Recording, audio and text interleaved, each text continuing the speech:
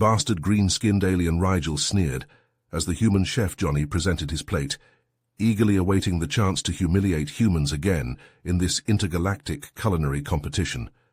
Johnny had slaved for months perfecting his dish, humanity's last shot at respect among the stars. Rigel, the Nasat head judge, was already scribbling his scathing review before even tasting the food. Johnny had competed for 3 grueling years, his muscular frame and piercing blue eyes straining as he pushed culinary boundaries. His flavor combos were legendary, but the long nights practicing advanced molecular gastronomy were always for nothing. Bias from snobby aliens like Rigel kept humans beneath the galactic table scraps.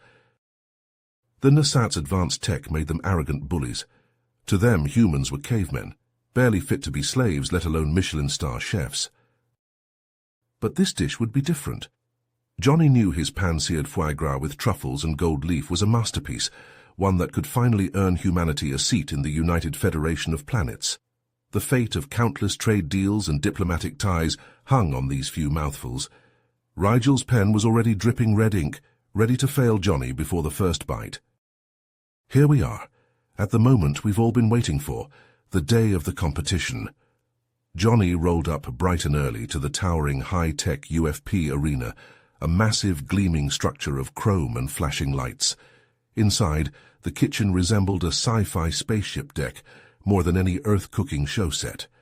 Dozens of alien chefs scurried about, fiddling with bizarre cooking contraptions that hummed and glowed and spun. But our boy Johnny came prepared. He hauled in his trusty cast-iron skillet, the one he'd been rocking since culinary school. And that knife set? Sharp enough to slice a Xandarian gourd clean in half. As he fired up the burner and started prepping, the extraterrestrial culinarians couldn't help but sneak peeks at the caveman and his Stone Age gear. Even some of the judges were smirking and muttering to each other about what century the human beamed in from. Did Johnny give a flying fuck? Hell no. He had a job to do, and damned if he wasn't going to shut these little green men up once and for all. For his dish, he went with an Earth classic, but with a Johnny Boy twist. Ribeye steak, medium rare, rubbed down with coffee and chocolate. On the side, a big old heap of garlic mashed potatoes, swimming in a red wine reduction that could make a grown Martian weep tears of joy. Soon as that steak hit the pan, every nostril in the joint started twitching. Chefs were spinning around on their tentacles trying to figure out where that heavenly scent was coming from. And don't think for a second that Rigel, perched up in his VIP skybox, didn't catch a whiff. His head-tails practically stood on end, and he leaned forward to get a better look, his face still twisted in a sneering scowl, but with a glint of curiosity in those beady eyes. As Rigel started slithering down from his throne toward Johnny's station, our boy took a deep breath. This was it, the moment of truth. He had one shot to wow this prick and prove that humans belonged at the big boy table, and he sure as shit wasn't going to blow it now. He started plating up the dish with the precision of a surgeon, knowing the whole fate of Earth culture hung on these next few seconds. With hands that were steady from years of practice, but shaking from the gravity of the moment, Johnny plated up his magnum opus. He laid down that slab of ribeye like he was presenting the Hope Diamond. The steak was a perfect medium rare, with a mahogany crust from Johnny's signature coffee and chocolate rub. When he sliced into it, the blade glided through like it was cutting into butter, revealing a juicy, rosy center that glistened under the arena lights. Next came a generous dollop of garlic mashed potatoes, whipped to creamy perfection, with visible specks of garlic and a thick pat of Irish butter, just starting to melt and ooze down the sides. Johnny finished it off with a flourish of red wine reduction, the rich sauce artfully drizzled around the plate, deep and glossy like liquid rubies against the white china. With his heart doing a drum solo against his ribs, Johnny walked his dish up to the judges' table, feeling the eyes of every being in the room locked onto him. As he approached, Rigel and the other judges looked up from their holoscreens, their expressions ranging from "I'd rather be anywhere else" to "I hope you choke on your own failure, human." But Johnny didn't flinch. He set the plate down right in front of Rigel with a satisfying clink, straightened up, and locked eyes with the sneering Nasat. The air crackled with tension as the other contestants crept closer, drawn by the intoxicating aroma of Johnny's dish and their own morbid curiosity. They wanted to see the puny earthling crash and burn, but they couldn't deny that the steak smelled like pure sin. Rigel grabbed his fork with a scaly hand, stabbed a hunk of ribeye and raised it to his lipless mouth. He chewed once, twice, then paused. His eyes, usually narrowed with disdain, went wide as dinner plates. He chewed again, faster now, and swallowed. Without a word, he speared another bite and shoveled it in, his forked tongue darting out to catch a stray scrap of meat. The other judges, not about to let Rigel bogart the goodness, dug in like a pack of hyenas on a fresh kill. You could practically see the gears turning in their heads as they processed the flavors. The rich, beefy steak, the smoky sweet rub, the silky potatoes singing with garlic, all tied together by the luxurious wine reduction. Eyebrows shot up, jaws dropped, and more than a few appreciative groans slipped out. In mere moments the plate was picked clean, the judges' faces a mix of shock, bliss, and the dawning realization that they'd just been schooled by a lowly human. Rigel sat back in his chair, his expression unreadable. The arena was dead silent, every eye on the Nasat judge as he slowly pushed his chair back and stood up. For a heartbeat nobody breathed. Then Rigel started to clap, slowly at first, then faster, building to a thunderous applause that echoed off the arena walls. The other judges leaped to their feet, clapping and hollering like they were at a rock concert. From the sidelines the alien chefs joined in, their shock giving way to grudging respect for the ballsy Earthman who'd just served them all a big old slice of humble pie. Johnny couldn't believe it. He stood there, jaw hanging open, as the entire intergalactic culinary community lost their collective shit over his cooking. A grin started to spread across his face, and he took a bow, soaking in the adulation. He'd done it. He'd shown these smug extraterrestrial gourmands that humans could cook with the best of them. Narrator. As the applause died down, a hush fell over the arena. Every eye was on Rigel as he rose from his chair and strode toward Johnny. The human chef stood tall, his chest heaving with adrenaline and emotion as the Nasat judge approached. Rigel extended a scaly hand, his expression a mix of humility and respect. "Johnny," he said, his voice carrying through the silence, "I owe you an apology. I was wrong about human cuisine, and I was wrong about you. Your dish was a masterpiece, and you've proven that humans have just as much to offer the culinary world as any other race. Congratulations on your victory." Johnny clasped Rigel's hand, a grin spreading across his face. "Thank you, Rigel. That means a lot coming from you. I'm just glad I had the chance to show what humans can do." As the two shook hands, the other alien chefs surged forward, their earlier disdain replaced by eager curiosity. They crowded around Johnny, peppering him with questions about his techniques and ingredients. "How did you get the steak so tender?" a spindly Arcturian asked, his antennae quivering with excitement. "What's the secret to that rub?" a bulbous Blorpian chimed in, his three eyes wide with wonder. Johnny laughed, his earlier nerves giving way to a sense of camaraderie. "It's all about the seasoning," he explained, launching into a detailed breakdown of his process.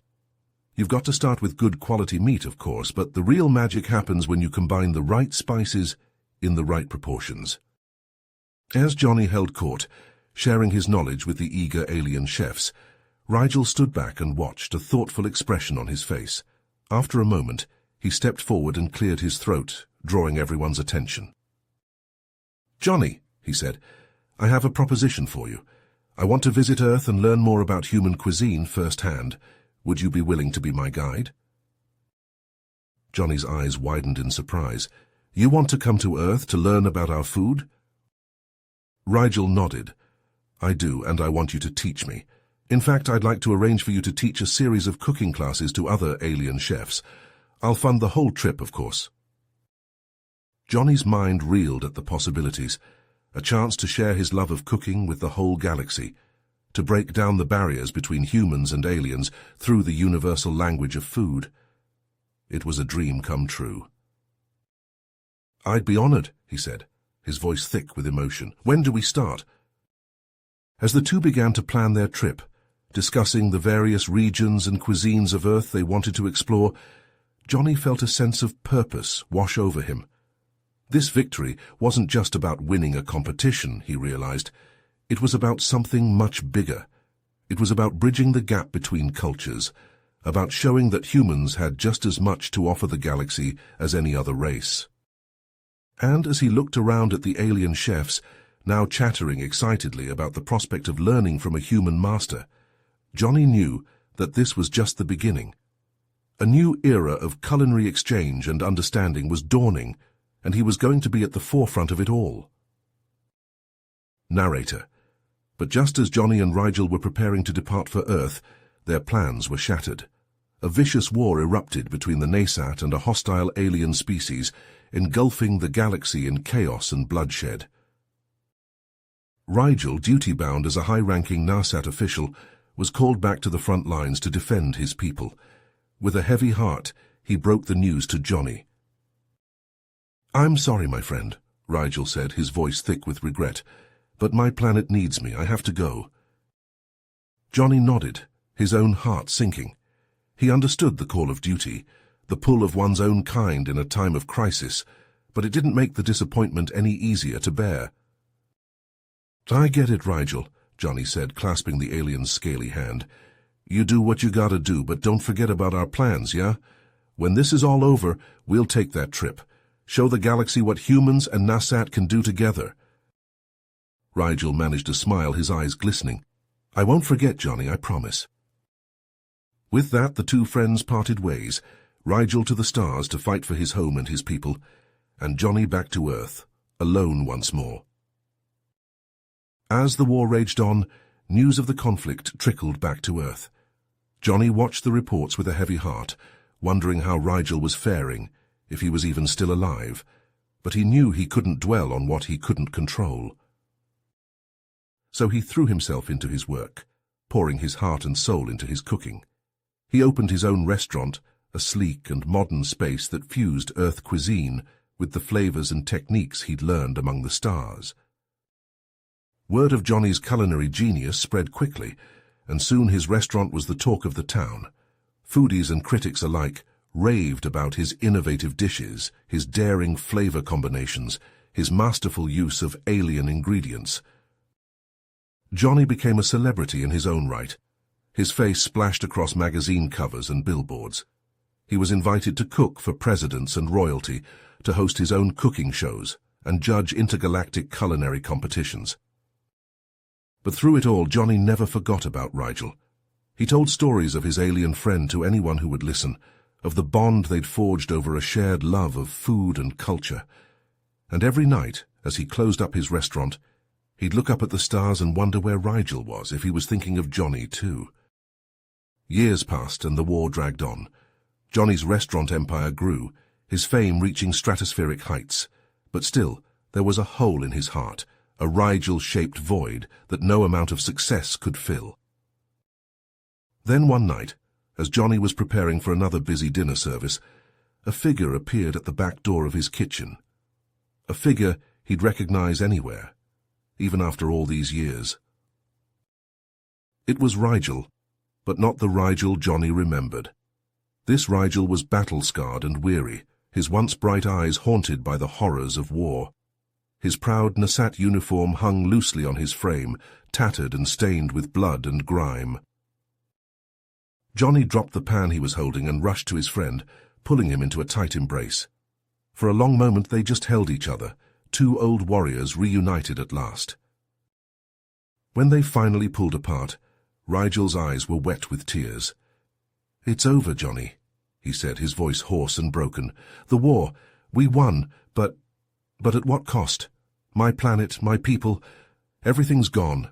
We're scattered across the galaxy now, refugees with no home to return to." Johnny's heart broke for his friend, for the suffering and loss he'd endured. "I'm so sorry, Rigel," he said, his own eyes stinging with tears. "I can't even imagine what you've been through. But you're not alone, you hear me? You've got me. You've always got me." Rigel managed a watery smile. "I know, Johnny. That's why I came here, to the one place in the universe I knew I'd be welcome, to the one person who showed me the true value of human culture, of friendship and compassion. Johnny nodded, his mind already racing with plans. "You'll stay with me," he said firmly. "I've got plenty of room, and God knows I could use some help in the kitchen. We'll rebuild, Rigel, together, just like we always said we would." And so, in a kitchen on a little blue planet called Earth, an unlikely friendship was reborn. A human and a Nasat, two souls scarred by war and loss, found solace and purpose in the simple act of cooking, of creating something beautiful and nourishing in a galaxy torn apart by conflict. Side by side they worked, Johnny and Rigel crafting dishes that blended human and Nasat cuisine, flavors that spoke of unity and hope. And slowly, day by day, they began to heal, to find joy and laughter again in the sizzle of a pan and the clatter of dishes. The narrator pauses here, letting the image of Johnny and Rigel in the kitchen linger in the listener's mind. It's a bittersweet scene, the two friends reunited but forever changed by the trials they've endured. The war may be over, but its scars will never fully fade. The Nasat may have lost their home, but in Johnny, Rigel has found a new one. And though the future is uncertain, one thing is clear. In the kitchen, in the act of cooking and sharing food, there is a kind of magic, a power to bring people together to heal even the deepest wounds.